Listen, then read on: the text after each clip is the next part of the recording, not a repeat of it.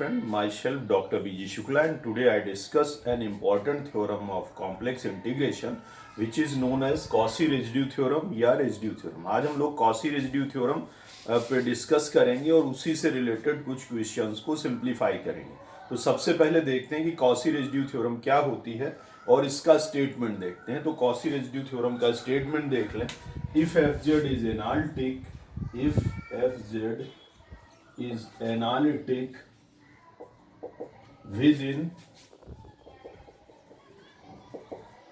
and on closed curve C except at finite number of poles within C, then integration closed curve C fz dz, this is equals to 2 pi I into sum of residue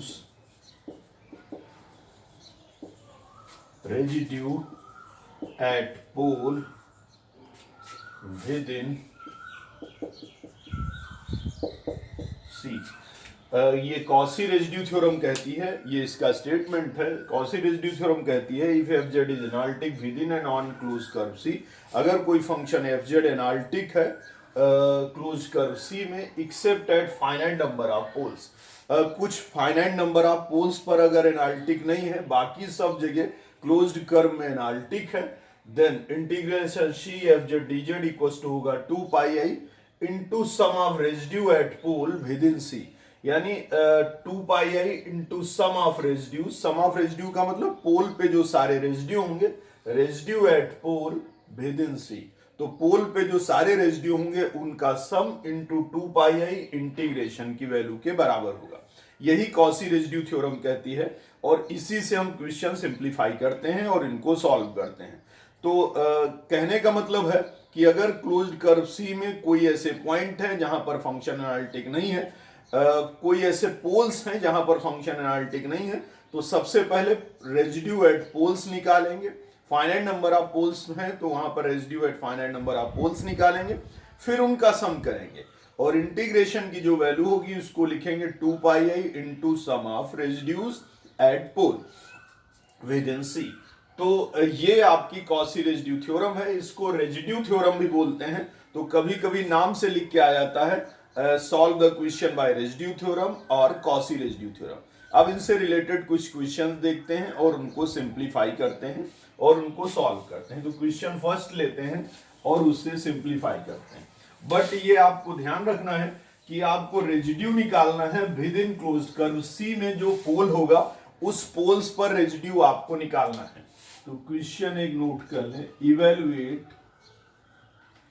evaluate integration closed curve C 1 plus z upon z into 2 minus z dz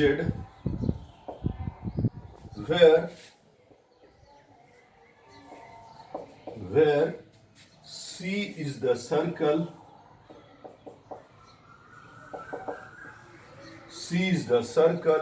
mod of z equals to 1. कह रहा है जहां पर C जो है वो circle है, circle जिसकी रेडियस 1 है और mod of z equals to 1 means 1 radius का सर्कल है जिसका सेंटर ओरिजिन पर है.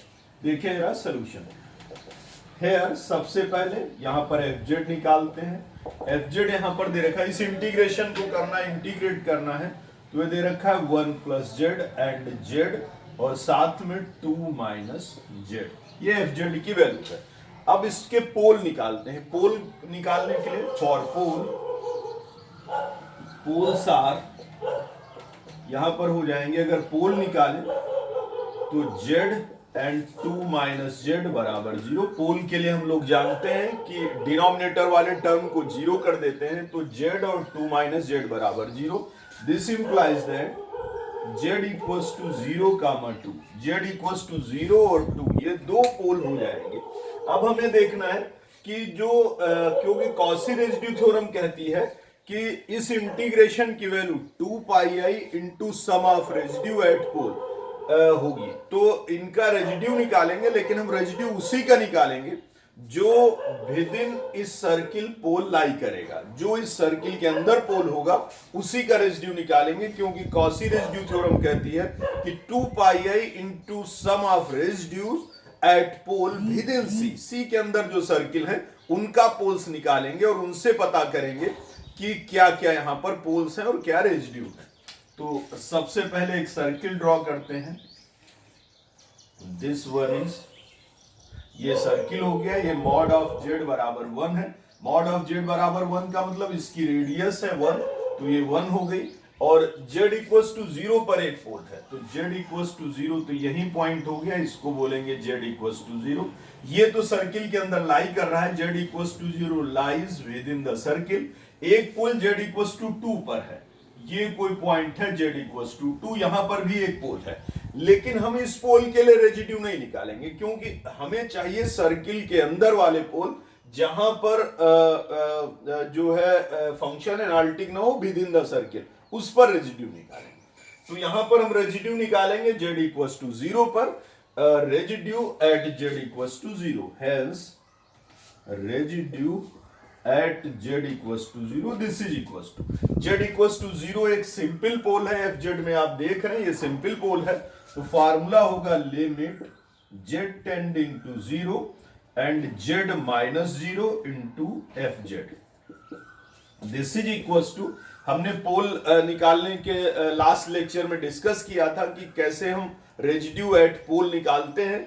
तो यहां पर क्योंकि z की पावर 1 है, इसलिए रेजिड्यू एट सिंपल पोल निकालेंगे, मींस फर्स्ट फार्मूला यहां पर अप्लाई करेंगे, limit z tending to 0 z minus 0, क्योंकि 0 के रिस्पेक्ट में निकालना है तो एक की जगह 0 हो जाएगा, और यहां पर भी z माइनस 0 इंटू fz हो जाएगा।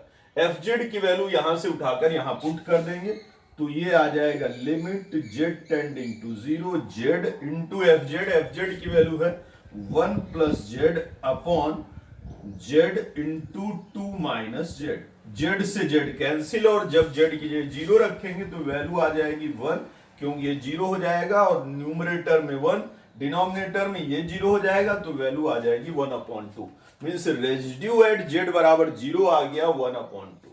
अब कॉची रेजिड्यू थ्योरम का यूज करेंगे, या कहें रेजिड्यू थ्योरम का यूज करेंगे। Now from Cauchy residue theorem, from Cauchy residue theorem, तो कॉची रेजिड्यू थ्योरम कहती है इंटीग्रेशन c क्लोज्ड कर्व में 1 plus z upon z into 2 minus z dz बराबर होगा 2 pi I into sum of residues, some of residue at pole within C के अंदर जो पोल होंगे उनके रेजिड्यू का सम। तो यहां पर सी के अंदर एक ही पोल था z बराबर 0, उस पर हमने रेजिड्यू निकाला, तो रेजिड्यू की वैल्यू आ गई 1 अपॉन 2, तो वैल्यू आ जाएगी 2 पाई आई इंटू 1 अपॉन 2, 2 से 2 कैंसिल, तो रिजल्ट हो जाएगा दिस इज इक्वल्स टू पाई आई, और यही आपका पाई आई यहां पर आंसर बन जाएगा। तो इस इंटीग्रेशन की वैल्यू आ जाएगी पाई आई, और ये यहां पर सॉल्व हो जाएगा। तो आसान है, बस थोड़ा आपको कर्व देखना है कि कर्व के अंदर कहां कहां पर पोल लाई कर रहा है, और उन पॉइंट्स पर जहां पोल जो सर्किल के सॉरी क्लोज कंटूर सी के अंदर जो भी पोल लाई करेंगे उस पर हम रेजिड्यू निकालेंगे। एक और क्वेश्चन देखते हैं और उसको सिंप्लीफाई करके सॉल्व करते हैं। इस क्वेश्चन में एक ही पोल था जो विद इन सर्किल लाई कर रहा था, एक जो पोल था वो सर्किल के बाहर था, तो बाहर वाले के लिए हम कोई रेजिड्यू नहीं निकालेंगे, केवल विद इन क्लोज कर्व जो होगा उसी में रेजिड्यू निकालेंगे। नेक्स्ट क्वेश्चन देखें, evaluate integration close contour C 4 minus 3z upon z z minus 1 z minus 2 into dz by residue theorem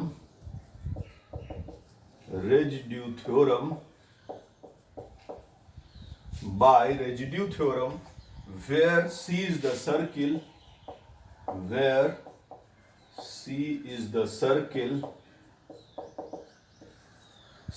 circle mod of z, this is equals to 3/2।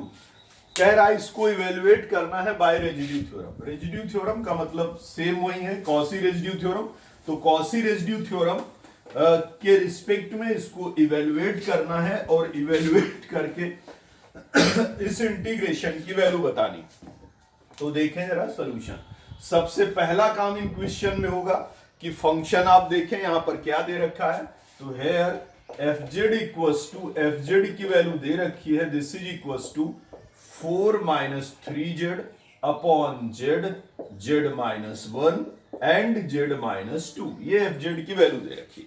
अब poles देखते हैं यहां पर क्या क्या दे रखे हैं। पोल्स आर, तो पोल्स ये दे रखे। पोल्स का मतलब जब डिनोमिनेटर 0 होगा तो z minus 1 z minus 2 बराबर 0, that is this implies that z equals to 0 1 और 2।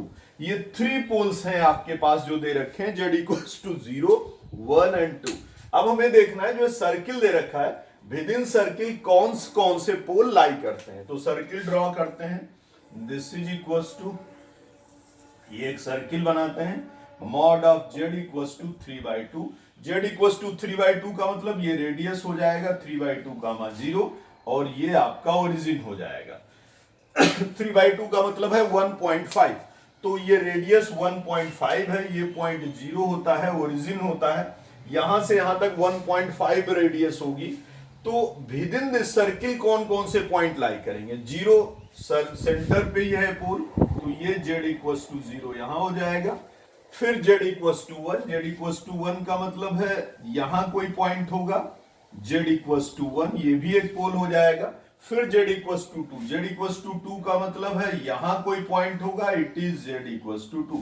तो 2 सर्कल के अंदर हो जाएंगे, एक पॉइंट सर्कल के बाहर हो जाएगा। मींस यहां पे आपको रेजिड्यू निकालना है 2 पॉइंट के लिए, z इक्वल्स टू 0 के लिए और z इक्वल्स टू 1 के लिए। z इक्वल्स टू 2 के लिए रेजिड्यू नहीं निकालना है क्योंकि 2 वाला जो पॉइंट है वो सर्कल के बाहर है। कॉसी रेजिड्यू थ्योरम कहती है sum of residues of pole within C के अंदर जो क्लोज कर्व सी होगा, यहां पर ये सी जो क्लोज कंटूर सी बना है, सर्किल सी बना है, इसके अंदर हमारे पास 2 ही पोल है। तो इन दोनों पोल्स पर हम रेजिड्यू निकालेंगे। तो सबसे पहले नाउ रेजिड्यू z बराबर 0 पर रेजिड्यू निकालें। This is equals to limit z tending to 0 z minus 0 into fz।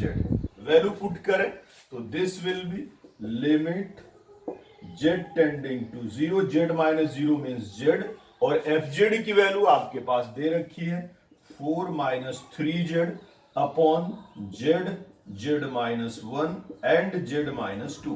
क्योंकि ये सिंपल पोल है, पोल ऑफ ऑर्डर 1 है, इसलिए फर्स्ट वाला रेजिड्यू का फार्मूला रहेगा जो कि मैंने लास्ट लेक्चर में, इससे पहले वाले लेक्चर में मींस रेजिड्यू और and poles and evaluation computation of residue उसमें डिस्कस किया हुआ है, तो उससे आप देख सकते हैं।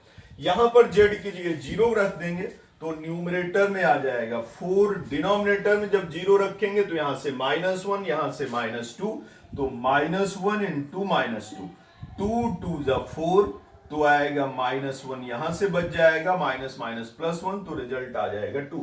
मींस रेजिड्यू एट z बराबर 0 आ गया 2। तो z बराबर 0 पर आपने रेजिड्यू निकाला, वो 2 के बराबर आ गया। Now first step. Second step निकालें residue at z equals to 1। ये भी सिंपल पोल है, पोल ऑफ ऑर्डर 1 है, सिंपल पोल है, इसलिए यहां पर जो रेजिड्यू निकालेंगे एट z इक्वल्स टू 1 पर निकालेंगे। तो z इक्वल्स टू 1 पर देख लें, सेम उसी टाइप से लिमिट z टेंडिंग टू 1, साथ में होगा z minus 1 f of z, z minus 1 के साथ f z को मल्टीप्लाई कर दें, तो this is equals to limit z tending to 1 z minus one वैसे ही लिख दें तो जेड माइनस वन, और एफ जेड की वैल्यू आपके पास हो जाएगी 4 minus three z upon z, z minus one और z minus two. Z minus one से जेड माइनस वन कैंसिल कर दें और जेड की जगह पर वन रख दें। तो जब जेड की जगह पर वन रखेंगे तो यहां पर वन हो जाएगा, 4 माइनस थ्री आ जाएगा वन, मीन्स न्यूमरेटर में वन, डिनोमिनेटर में जेड की जगह वन रखेंगे तो आएगा one, into one minus two आ जाएगा माइनस वन, तो रिजल्ट आ गया माइनस का वन। तो रेजिड्यू एट जेड बराबर वन आ गया माइनस का वन। आपने दोनों का रेजिड्यू निकाल लिया, जेड बराबर जीरो और जेड बराबर वन। जेड बराबर टू पर ध्यान रखिएगा, रेजिड्यू हमें नहीं निकालना है, क्योंकि जेड बराबर टू जो पॉइंट है, जो पोल है, वो सर्किल के बाहर है। तो हमें केवल रेजिड्यू उन्हीं पॉइंट्स पर निकालना है, उन्हीं पोल्स पर निकालना है जो विद इन द सर्किल होंगे।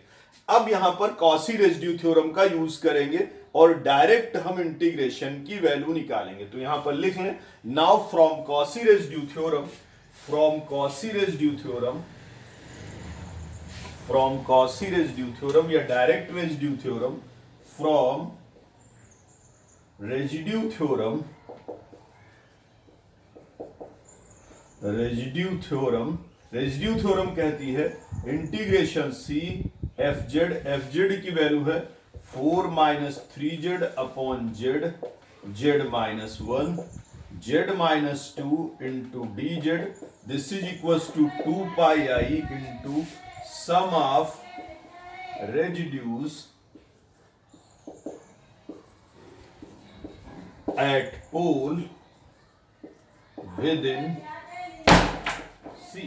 तो जो कर्व सी में पोल लाई करेंगे उनमें रेजिड्यू का सम जो होगा उसको 2 पाई आई से मल्टीप्लाई कर देंगे, तो हमारे पास कॉसी रेजिड्यू थ्योरम से इस इंटीग्रेशन की वैल्यू निकल आएगी। तो जरा देखते हैं हमारे पास क्या वैल्यू थी।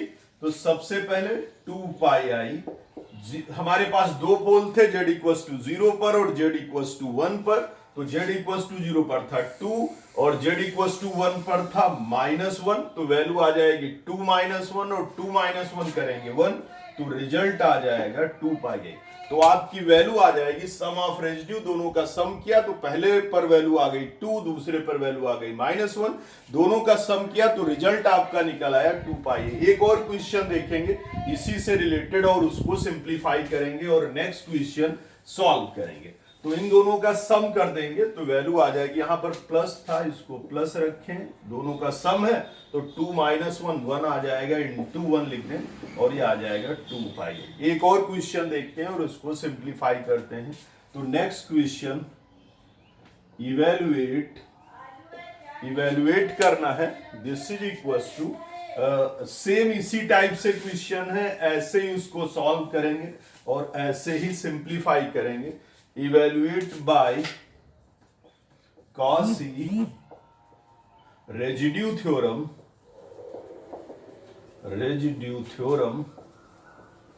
कॉसी रेजिड्यू थ्योरम कभी कभी लिख भी देता है कि कॉसी रेजिड्यू थ्योरम से इवेल्युएट करें।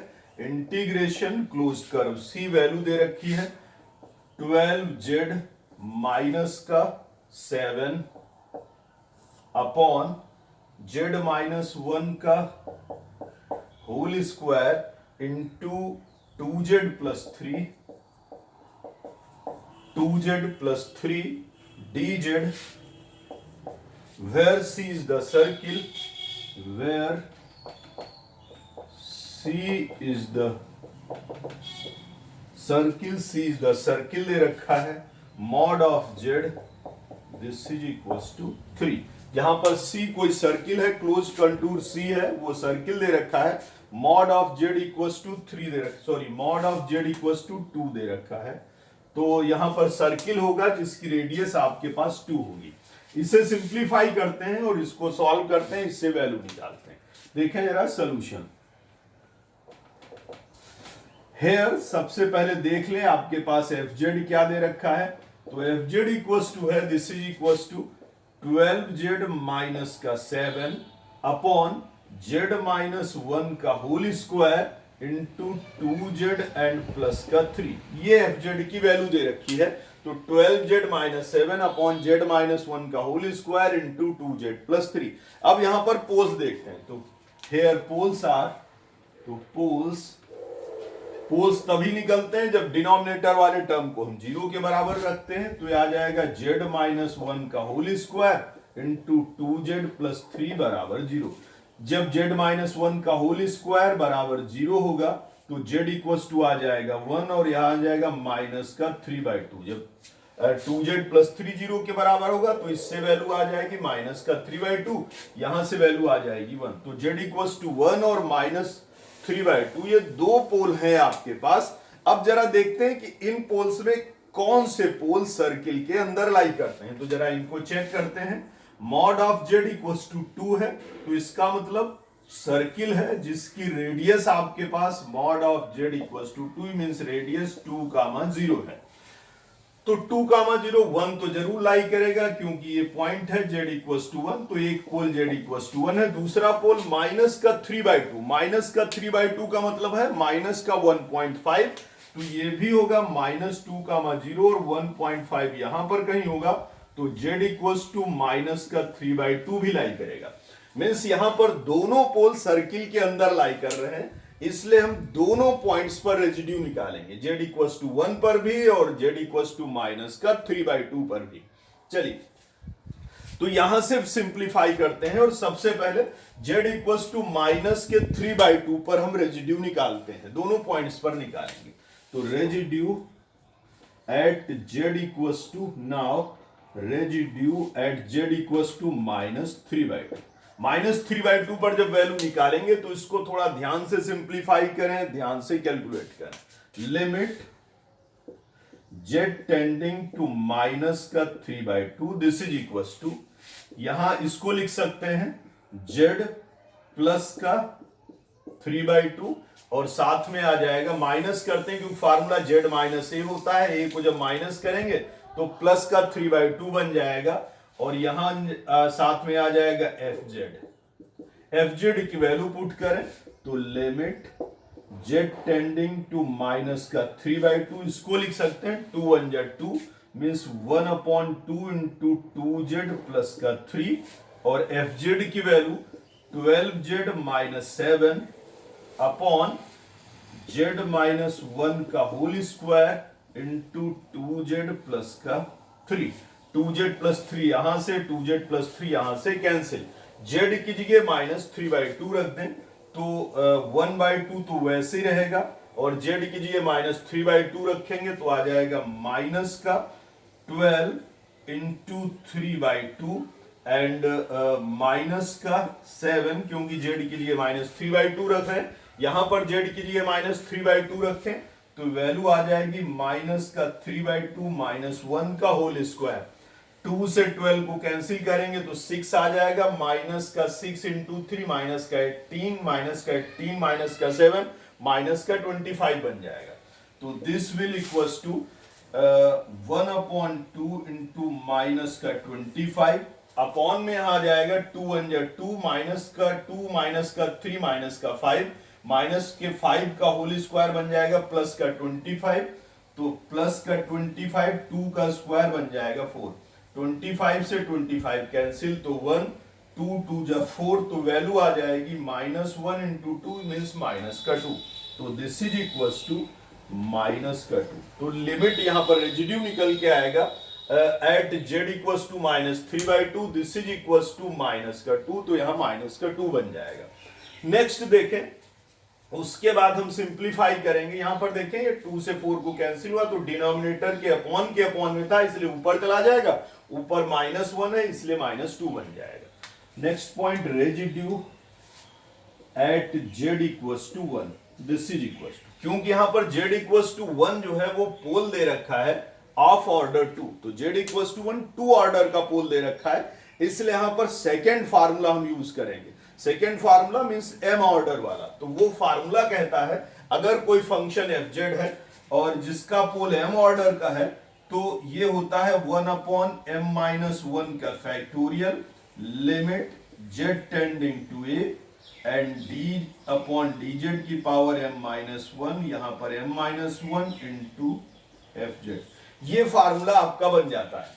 तो यहां पर z इक्वल्स टू 1 पर निकालें तो ये हो जाएगा लिमिट वन, क्योंकि ऑर्डर 2 का है तो 1/2 - 1 का factorial, limit z tending to 1 d/dz of 2 - 1 into F Z की वैल्यू आपके पास है, साथ में यहां पर मल्टीप्लाई होगा z माइनस ए की पावर m, तो यहां पर होता है z माइनस 1 की पावर 2, क्योंकि पावर 2 था तो पावर 2 से मल्टीप्लाई करेंगे इंटू एफ जेड की वैल्यू है 12z minus 7 upon z minus 1 का whole square into 2z and plus का 3, इससे मल्टीप्लाई, तो z माइनस 1 का होल स्क्वायर, z माइनस 1 का होल स्क्वायर दोनों आपस में कैंसिल हो जाएंगे, तो वैल्यू आ जाएगी 1/2 - 1 का फैक्टोरियल, 1/2 - 1 का फैक्टोरियल मीन्स फैक्टोरियल 1, और फैक्टोरियल 1 की वैल्यू होती है 1, तो यहां पर आ जाएगा लिमिट z टेंडिंग टू 1, और ये हो जाएगा d/dz ऑफ, इसको डिफरेंशिएट करेंगे 12z माइनस 7 न्यूमरेटर में, और डिनोमिनेटर में रहेगा 2z एंड प्लस का 3, तो इससे इसको न्यूमरेटर अपॉन डिनोमिनेटर के फार्मूले से सिंप्लीफाई करेंगे, न्यूमरेटर अपॉन डिनोमिनेटर वाले फार्मूले से इसको सॉल्व, थोड़ा सा देख लें इसमें, ये वैल्यू आएगी न्यूमरेटर अपॉन 2z प्लस 3, अब इसको numerator upon denominator formula apply करके सिंप्लीफाई करेंगे और इसे सॉल्व करेंगे, यहां से थोड़ा सा अलग कर लेते हैं यहां पर, और फिर रेजिड्यू निकालते हैं, क्योंकि यहां पर डिफरेंशिएट करना पड़ेगा, और रेजिड्यू निकालने का सेकंड फार्मूला यहां पर यूज होगा, जिसमें जो कि हमने ये फार्मूला दे रखा है z माइनस ए की पावर m, और उसको डिफरेंशिएट करते हैं इंटू एफ जेड लिखते हैं, तो ये फार्मूला थोड़ा क्लियरली देख लें,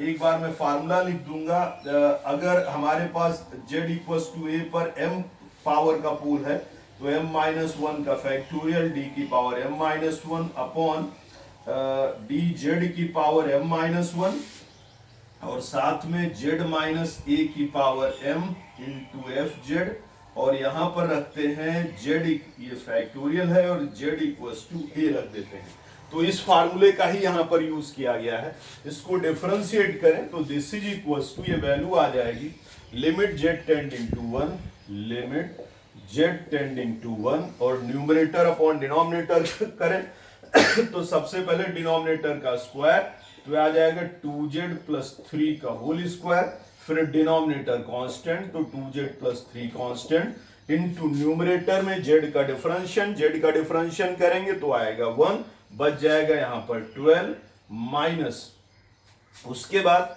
न्यूमरेटर कांस्टेंट तो 12z माइनस 7 इनटू डिनोमिनेटर में z का डिफरेंशियल, तो z का डिफरेंशियल 1, साथ में आ जाएगा 2, लिमिट पुट करें z इक्वल्स टू 1, तो z इक्वल्स टू 1 जब पुट करेंगे तो आएगा 2 प्लस 3 5 इंटू 12, तो हो जाएगा 60, तो वैल्यू आ जाएगी यहां पर न्यूमरेटर में 60, यहां पर देखें 12 z इक्वल्स टू 1 रखेंगे तो 12 माइनस का 7, 12 माइनस का 7 5 इंटू 2 हो जाएगा 10, तो 60 माइनस 10 अपॉन, यहां पर 1 रखें तो आएगा 2 प्लस 3 5 का होल स्क्वायर बन जाएगा 25, तो वैल्यू आ जाएगी 50 अपॉन 25, ये कैंसिल कर देंगे तो रिजल्ट यहां पर आ जाएगा 2, और दिस इज इक्वल्स टू 2 हो जाएगा, तो जब हमने रेजिड्यू निकाला z इक्वल्स टू 1 पर, क्योंकि z इक्वल्स टू 1 था, पोल ऑफ ऑर्डर 2 या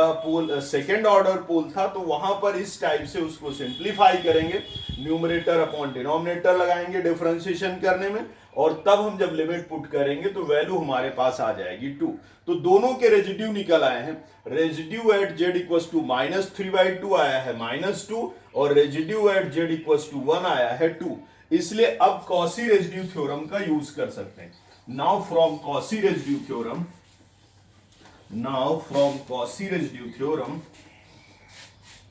फ्रॉम